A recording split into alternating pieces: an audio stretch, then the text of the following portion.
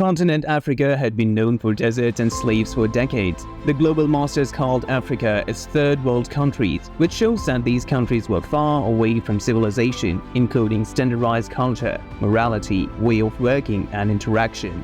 The coiner of the term Mao Zedong elaborated that these countries would also give global status rather than the third world countries.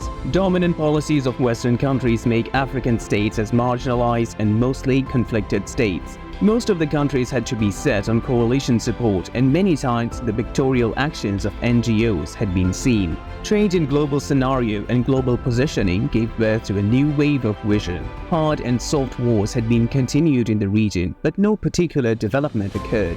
Then time emerges and China enters Africa. Observer Research Foundation disclosed in 2021 that Chinese entrance in Africa is not a new action. Back in the 15th century, China had perfect relations with Africa during Arab invasions in the 15th century. Reports of the Observer Research Foundation further elaborates that the relationship of African countries with China had been with the Chinese leader Mao Zedong. It was the 1990s when China launched grand strategy for Africa to assess the increased economic, political, and security implications. It was 1970s when the Tanzam railway project was undertaken by the Chinese in Zambia. In recent times, China launched China-Africa Cooperation Vision 2035 with the platform of Forum HAAWK, or Forum on China-Africa Cooperation. While the media shows the NGOs working in Africa and different missions of the UN, US, European Union, and Arab countries, there is still the question mark on the results. Why is the standard of life of African countries still away from the rest of the countries? What were the needs of Africans that were going to be fulfilled by China?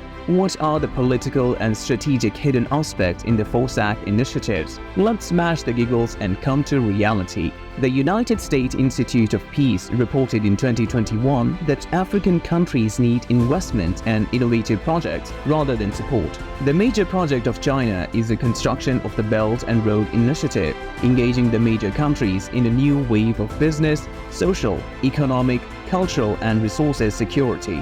This initiative is taken under the Global Security Initiative vision of President of China, Mr. Xi Jinping. Research Director of African Program Dr. Alex Vines and Deputy Head of News and Comment, Communications and Publishing John Wallace reported on January 18, 2023 that China has declined its loans to African countries, falling from $28.4 billion in 2016 to $1.9 billion in 2020. But it has rather increased its investment program in African countries. It is further reported that Western countries and media propagated that China is intended to occupy the resources in Africa, capture the location, and intended to locate its military bases in Africa. But the new wave of consciousness changed the minds of Africans, and they prefer their business, trade, and social security, because generations had been destroyed in ideological wars and no particular development took place in Africa. African countries had been a favorite place for Western missionaries and NGOs to show their humanistic actions by watering and feeding some of the individuals, but they occupied the lands and made the people slaves. These slaves are now facing racism, prejudice, and injustice in the United States and Western countries, and a new example is of Nahil's assassination in France. African professor Desmond Tutu once said, "Missionaries had Bibles when they came to Africa and we had land. When our eyes opened, we had the Bible and they had our lands." This clearly presents that Africans had been considered as slaves and marginalized human beings in the hands of invaders and missionary groups. But China had changed its preferences now. Africa is enriched with oil, gas, coal, and land sources. Sustainable energy projects can develop in this continent. The initiative of HAAWK by China can lead Africa to develop their infrastructures of social, economic, national, and foreign affairs. China gave birth to a new wave of development, so African countries are now intended to shape themselves as a bloc in the United Nations. USIP reported that 54 African countries now vote as a bloc in the United Nations. Observer Research Foundation elaborates that till 2019, the total investment of China in Africa had been $44 billion, which is far higher than the loan policy. HAAWK in its official report elaborated that China is working for the 2063 agenda of the African Union, and the 2035 Agenda is a mid-term program of African development. The Chinese embassy in Zimbabwe reported that China is intended to industrialize the region, developing a digital economy and green and low-carbon development projects for African national and healthcare development. China is intended to invest more than $60 billion by 2035 to support agriculture, manufacturing and digital economy units of Africa. China has launched many projects in African countries, as in Egypt, 6,000 megawatt coal-fired project by $4.4 billion investment, Algeria's Al Hamdaniya Central Port, which is the deepest port of Algeria, Ethiopia's Eastern Industrial Zone in Ethiopia, which consists of 83 companies, while 56 companies have started their production, new electric railway of Addis Ababa, which is 750 kilometers in length, in Kenya. Mombasa-Nairobi Standard Gauge Railway is a major project connecting Mombasa to Nairobi, costed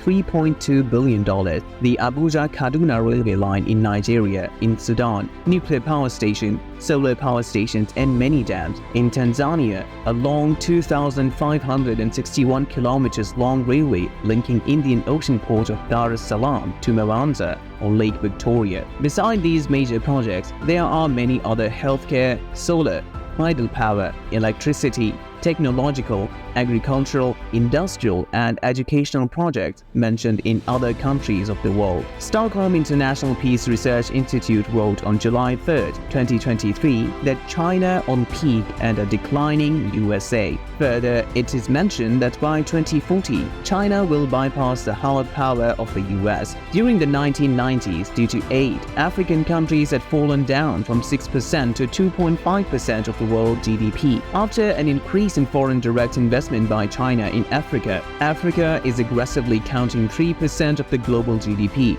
It is also notable that almost 17% of the population has increased from the 1990s till now. Major countries of Africa are getting benefits from Chinese investment and sponsored Chinese vision. They wanted to get rid from ideological wars, violence, and believe in the equal opportunities of development. In the last few decades, they have been marginalized by the US and European countries, leading to underutilized resources, low per capita income, inadequate health facilities, and limited business opportunities. China has given the lesson of grad and free trade in Africa, which is going to prove as economical, geopolitical, geostrategic, and moral supremacy against the new global world order.